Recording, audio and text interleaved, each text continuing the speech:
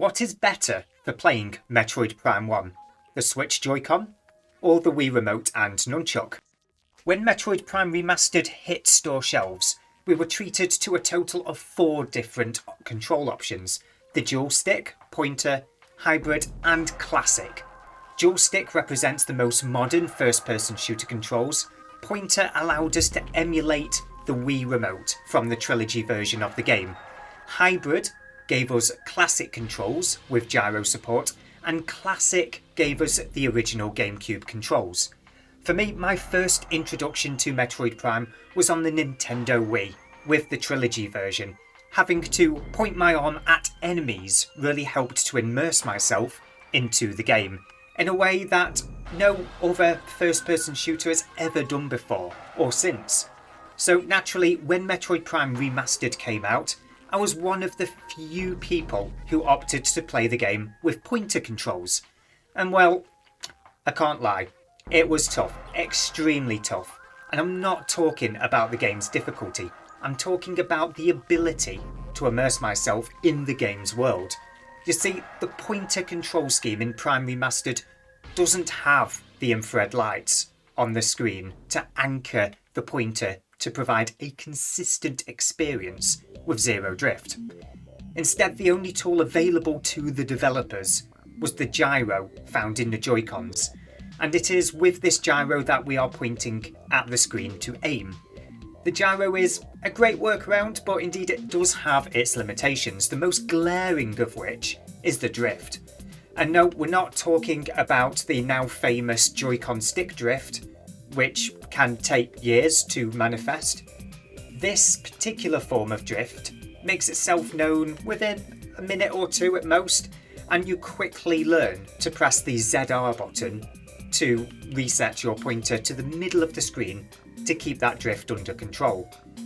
The developers were very aware that the pointer drift would be due to the gyro's lack of accuracy when compared with the Wii sensor bar approach, and just pressing a reset button to get back in the centre was the best solution they had available to them. I pushed through about 8 hours of gameplay with this game with the Joy-Con as pointers using this reset button almost as frequently as the fire button, before eventually just putting down the game and forgetting about it. Until of course Metroid Prime 4 Beyond was announced and gave me a reason to attempt another playthrough of the trilogy. But before I would return to Metroid Prime Remastered on the Switch, I decided to play through the first section of the game on the old Nintendo Wii to experience the game as I first played it all those years ago with the Wii motion controls. Just in case I was over-glorifying the experience with the Wii Remote in mind. So I booted up the old Nintendo Wii that remains set up on my desk even to this date, and played the Metroid Prime Trilogy version with the Wii Remote and Nunchuck. The experience was clean, no drift whatsoever, and the graphics were slightly improved from years gone due to the HDMI adapter plugged into the Wii, combined with the D-flicker being disabled in USB Loader GX. I thoroughly enjoyed this short playthrough and proceeded to boot up the Switch now that I had the Wii's controls fresh in my mind to compare against. I guess we already know how well that one went. Within the first minute, I had already used the reset pointer button a couple of times, and later into the level I found myself relying on the lock-on feature and missiles more than I ever did in the Wii version, simply because they compensated for my constantly drifting game, with missiles essentially guaranteeing me a hit when it got so bad. After my little dance, having beaten the Parasite Queen, I thought to myself, what if I simply didn't hit the reset button for the pointer and let it drift? Well, in under 2 minutes I found myself pressing the reset button, as the alternative was to point the Joy-Con at myself as I continued to compensate for the drift. Now, don't get me wrong, whilst the drift is pretty darn bad, the reset button certainly makes the experience playable, just not immersive. After all, I did make it 8 hours into the game. If I had to make a choice between Metroid Prime Remastered with its pointer control scheme versus the Trilogy version with the Wii motion controls and inferior graphics, I'd choose the Trilogy version, hands down.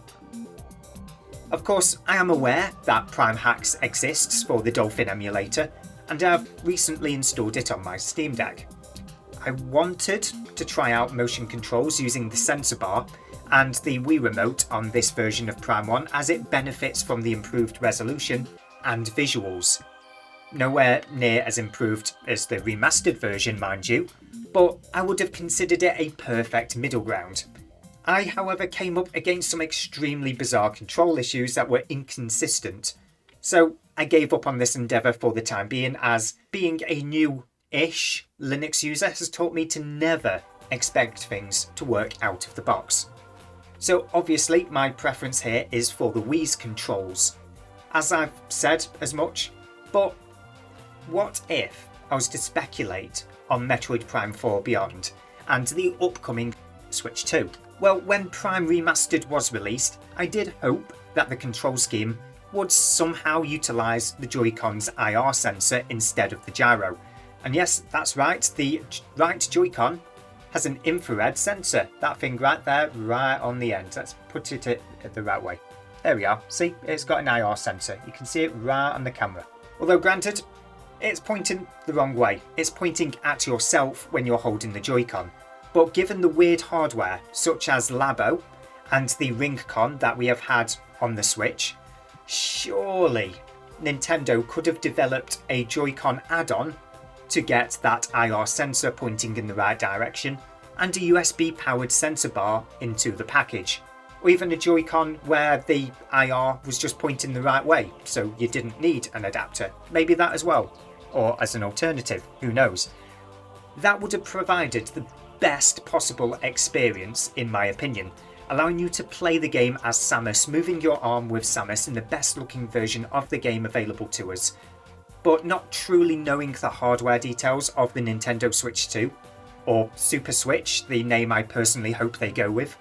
I can only hope that they make such a control scheme a possibility in the future by pointing the IR sensor in the right direction this time around and including a sensor bar solution. Now, this sensor bar doesn't even have to be an accessory that we plug in via USB, as the console itself could have the sensor lights built into the console or the dock itself. And it wouldn't be just Metroid games that would benefit from this inclusion, as all Wii games that saw heavy use of the pointer controls could be more effortlessly ported over without concern for gyro drift affecting the experience. Nintendo are great innovators, especially when it comes to old technology and making excellent experiences. So I really hope their product designers have already had this idea and have implemented it. But anyways, those are my experience and thoughts on how Nintendo and Retro Studios could further improve upon the experience with the pointer controls. If you have any thoughts of your own regarding pointer controls, please let me know in the comments section, and consider hitting those like and subscribe buttons whilst you're here. It would be absolutely amazing to hit 1,000 subscribers by the end of 2024, and you have the power to help that dream come true. With any luck, when Prime 4 does release in 2025, I'll be in a position to live stream the game with whatever motion controls are implemented within the game. But until then, this is Hale, and I am signing off.